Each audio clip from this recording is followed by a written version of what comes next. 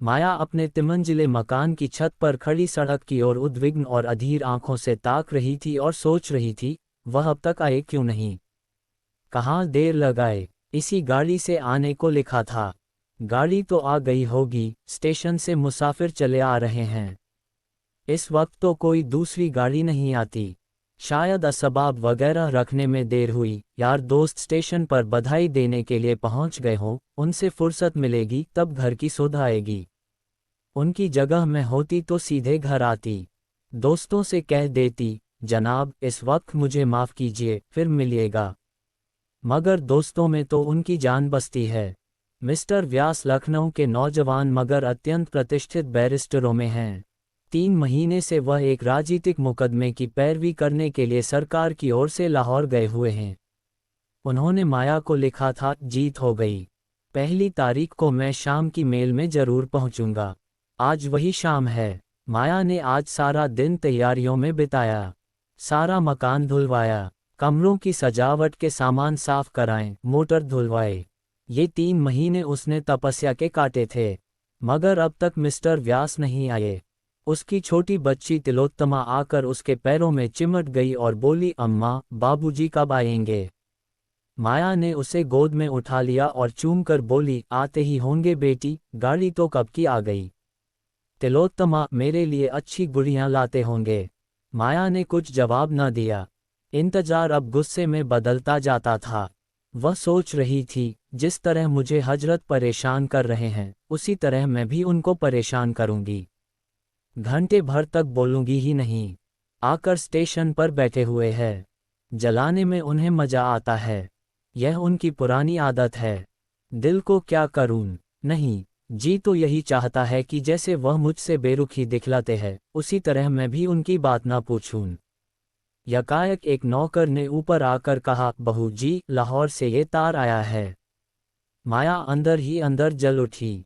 उसे ऐसा मालूम हुआ कि जैसे बड़े जोर की हरारत हो गई हो।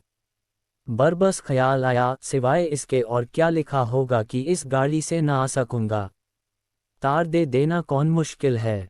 मैं भी क्यों न तार दे दूं कि मैं 1 महीने के लिए मैके जा रही हूं। नौकर से कहा, तार ले जाकर कमरे में मेज पर रख दो।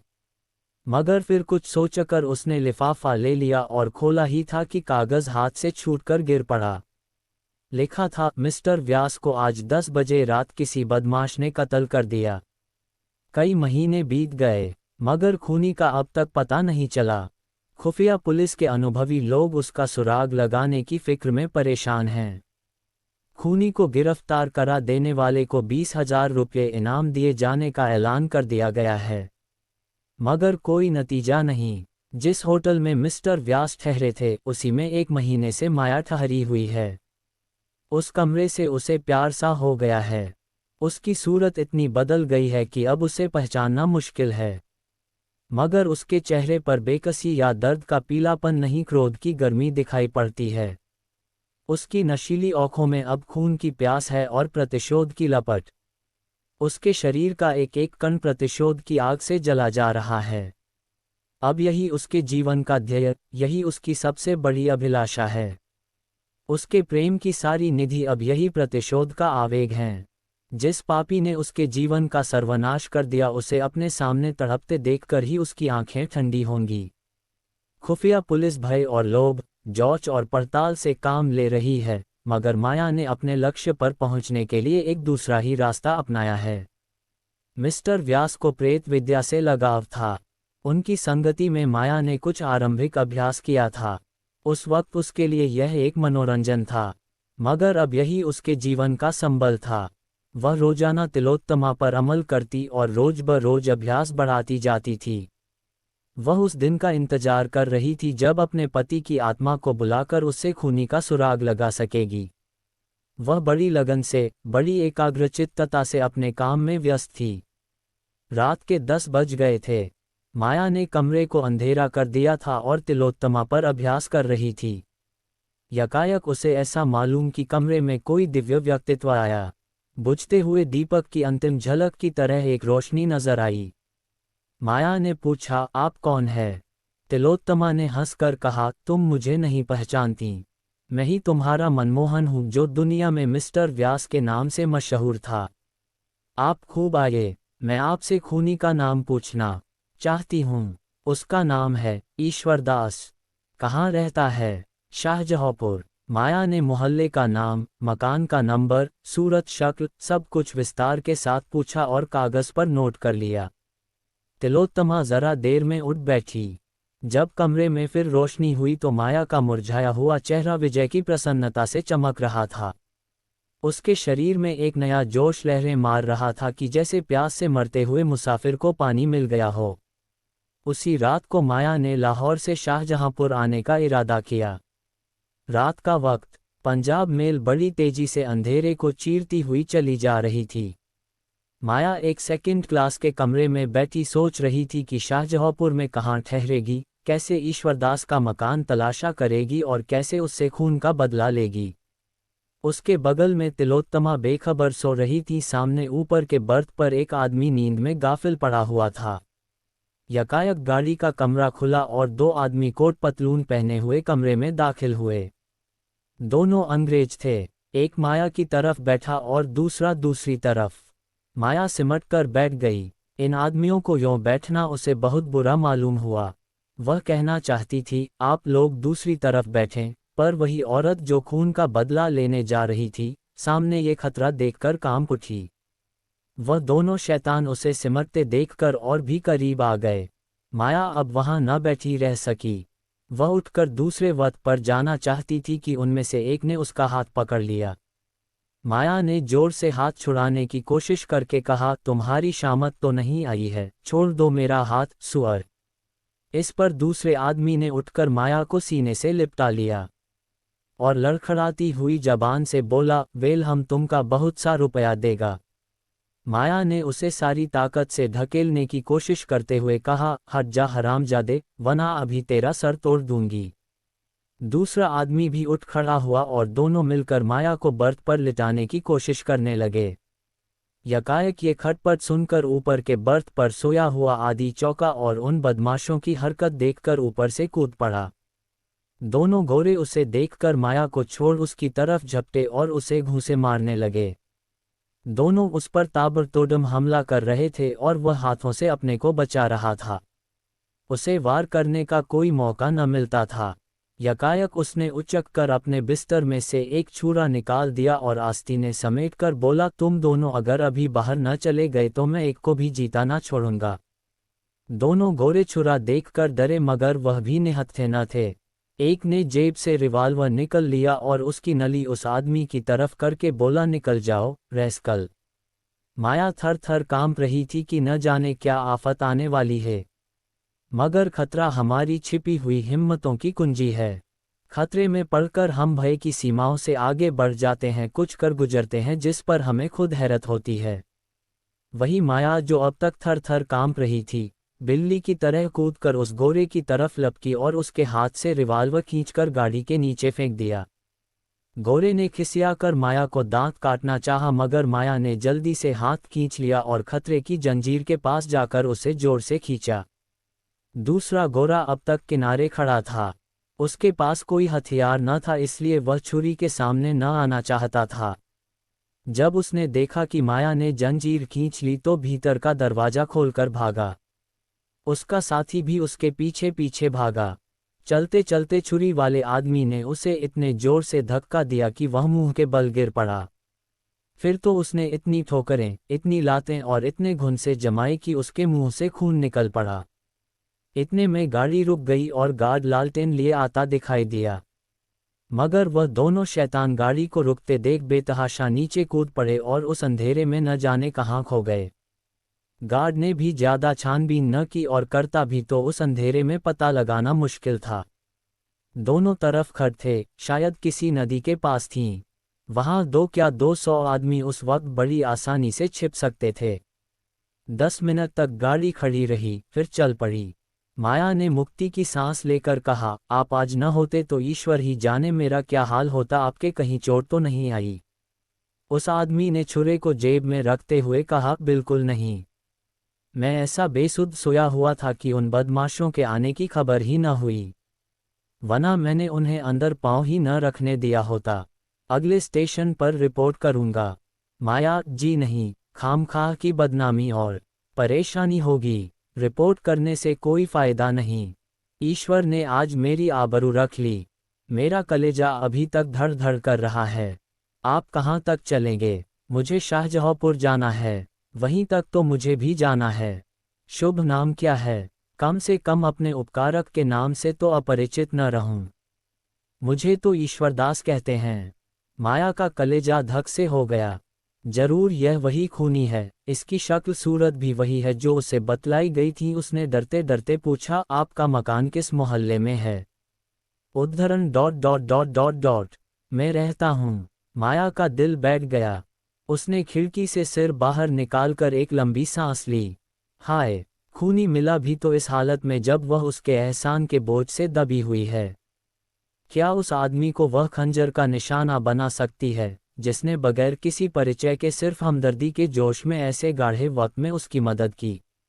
जान पर खेल गया। वह एक अजीब उलझन में पड़ गई। उसने उसके चेहरे की तरफ देखा, शराफत झलक रही थी। ऐसा आदमी खून कर सकता है, इसमें उसे संदेह था। ईश्वरदास ने पूछा, आप लाहौर से आ रही हैं न? शाहजहाँपुर में कहाँ जाएगा? अभी तो कहीं धर्मशाला में ठहरूंगी, मकान का इंतजाम करना है।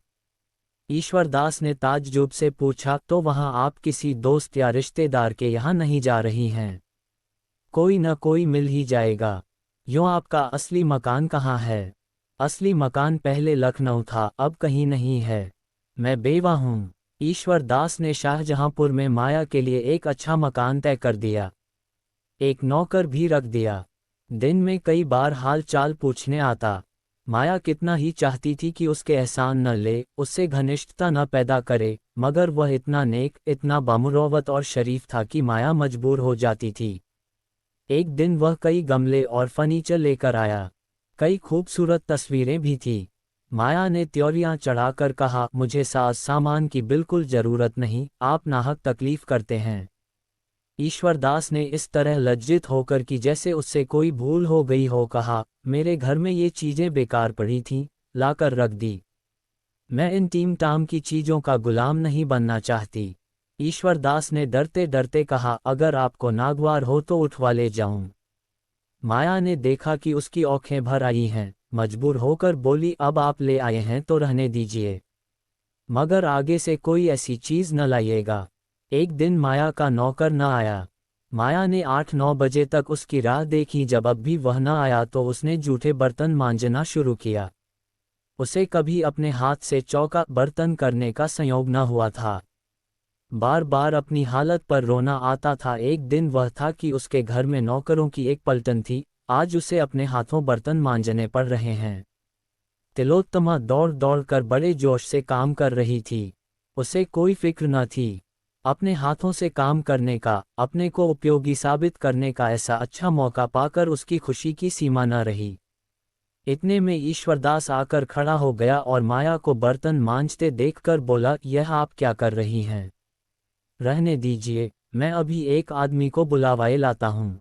आपने मुझे क्यों ने खबर दी? राम राम, उठ आइए वहाँ से।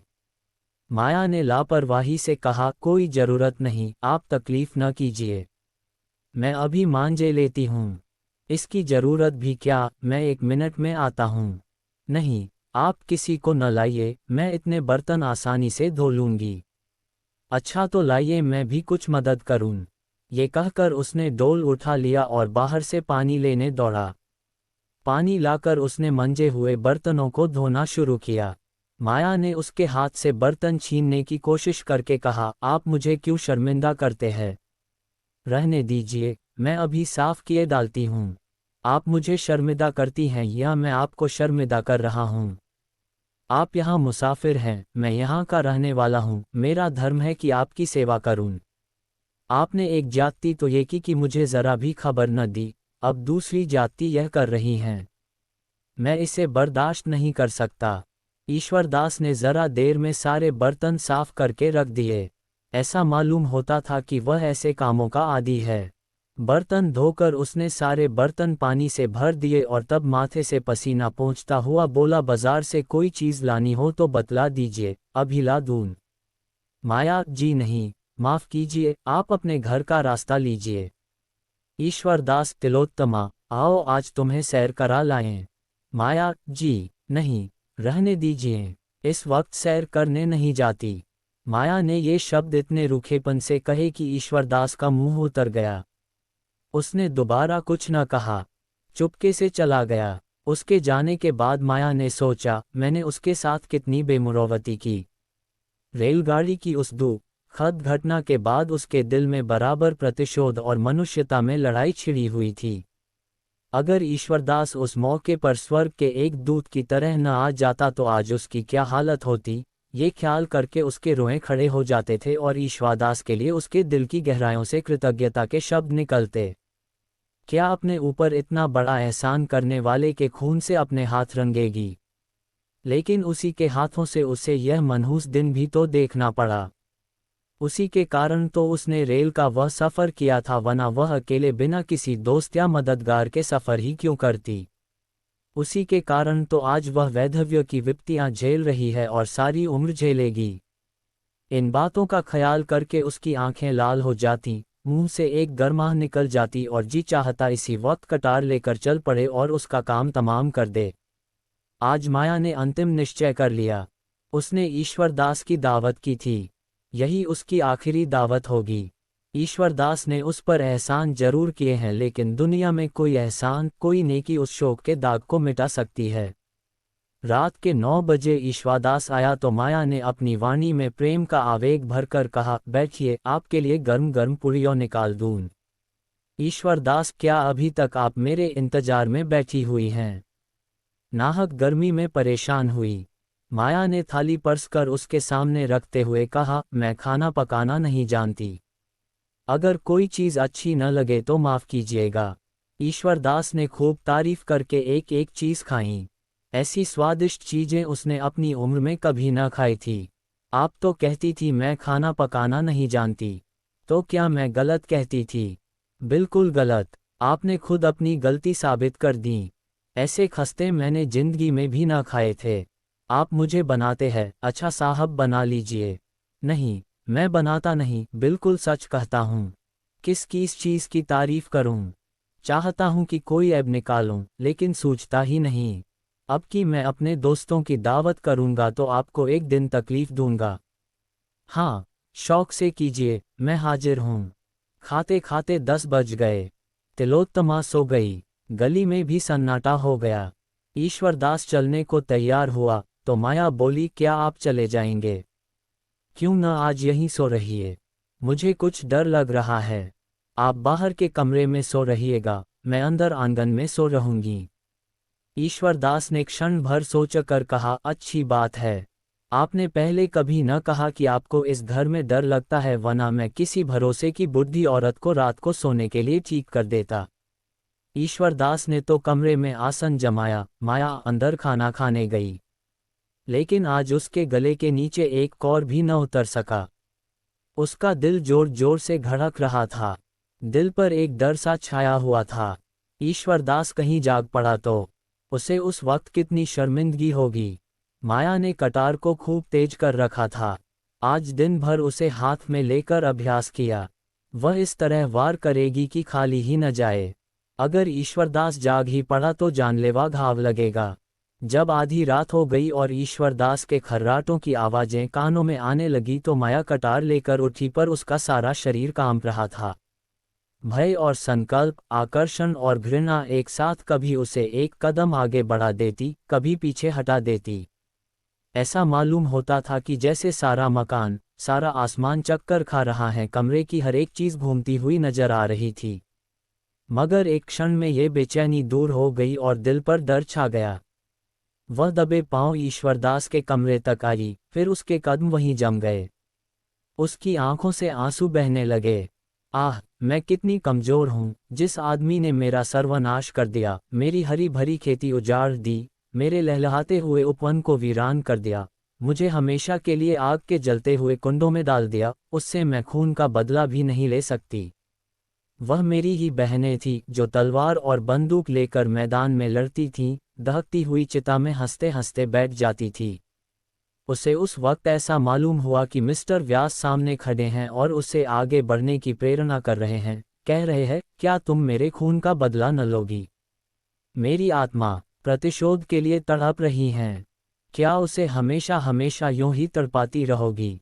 क्या यही वफा की शर्त थी? इन विचारों ने माया की भावनाओं को भड़का दिया। उसकी आंखें खून की तरह लाल हो गईं, होंठ दांतों के नीचे दब गए और कटार के हत्थे पर मुट्ठी बंध गई। एक उन्माद सा छा गया। उसने कमरे के अंदर पैर रखा मगर ईश्वर दास की आंखें खुल गई थीं। कमरे में लालटेन की मध्यम रोशनी थी। माया की आहट पाकर वह चौंका और सिर उठाकर देखा तो खून सर्द हो गया। माया प्रलय की मूर्ति बनी हाथ में नंगी कटार लिए उसकी तरफ चली आ रही थी। वह चारपाई से उठकर खड़ा हो गया और घबरा कर बोला, क्या है बहन? ये कटार क्यों लिए हुए हो? माया ने कहा, ये कटार तुम्हारे खून की प्यासी है क्योंकि तुमने मेरे पति का खून किया है। ईश्वरदास का चेहरा पीला पड़ गया। बोला, मैंने? हाँ तुम ही ने लाहौर में मेरे पति की हत्या की, जब वे एक मुकदमे की पैरवी करने गए थे। क्या तुम इससे इनकार कर सकते हो? मेरे पति की आत्मा ने खुद तुम्हारा पता बतलाया है। तो तुम मिस्टर व्यास की बीवी हो? हाँ, मैं उनकी बदनसीब बीवी हूँ और तुम मेरा सुहाग लूटने वाले हो। तुमने मेरे ऊपर एहसान किए हैं लेकिन एहसानों से मेरे दिल की आग नहीं बुझ सकती। वह तुम्हारी खून ही से बुझेगी। ईश्वरदास ने माया की ओर याचना भरी आंखों से देखकर कहा, अगर आपका यही फैसला है तो लीजिए, ये सर हाजिर है। अगर मेरे खून से आपके दिल की आग बुझ जाए तो मैं खुद उसे आपके कदमों पर गिरा दूंगा। लेकिन जिस तरह आप मेरे खून से अपनी तलवार की प्यास बुझाना अपना धर्म समझती हैं, उसी तरह मैंने भी मिस्टर व्यास को कत्ल करना अपना धर्म समझा। आपको मालूम है, वह एक राजनीतिक मुकदमे की पैरवी करने लाहौर गए थे। लेकिन मिस्टर व्यास ने जिस तरह अपनी ऊंची कानूनी लियाकत का इस्तेमाल किया, पुलिस को झूठी शहादतों के तैयार करने में जिस तरह मदद दी, जिस बेरहमी और बेदर्दी से बेकस और ज़्यादा बेगुनाह नौजवानों को तबाह किया, उसे मैं सह न सकता था। उन दिनों अदालत में तमाशाइयों की बेइंतहा भीड़ रहती थी। सभी अदालत से मिस्टर व्यास को कोसते हुए जाते थे। मैं तो मुकदमे की हकीकत को जानता था, इसलिए मेरी अंतरात्मा सिर्फ कोसने और गालियां देने से शांत न हो सकती थी। मैं आपसे क्या कहूँ? मिस्टर व्यास ने आँखें खोलकर समझ बूझकर झूठ को सच साबित किया और कितने ही घरानों को बेचिराग कर दिया। आज कितनी माएँ अपने बेटों के लिए खून के आंसू रो रही है, कितनी ही औरतें रंडापे की आग में जल रही है। पुलिस कितनी ही ज्यादतियां करे, हम परवाह नहीं करते। पुलिस से हम इसके सिवा और उम्मीद नहीं रखते। उसमें ज़्यादातर जाहिल शोहदे लुच्चे भरे हुए हैं।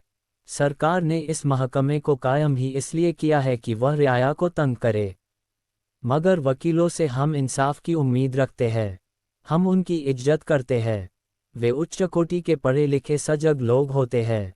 जब ऐसे आदमियों को हम पुलिस के हाथों की कठपुतली बना हुआ देखते हैं तो हमारे क्रोध की सीमा नहीं रहती। मैं मिस्टर व्यास का प्रशंसक था, मगर जब मैंने उन्हें बेगुनाह मुलजिमों से जबरन जुर्म का इकबाल कराते देखा तो मुझे उनसे नफरत हो गई। गरीब मुलजिम रात दिन भर उल्टे लटकाए जाते थे, सिर्फ इसलिए कि वह अपना जुर्म तो उन्होंने कभी नहीं किया इकबाल कर ले। उनकी नाक में लाल मिर्च का धुआं डाला जाता था।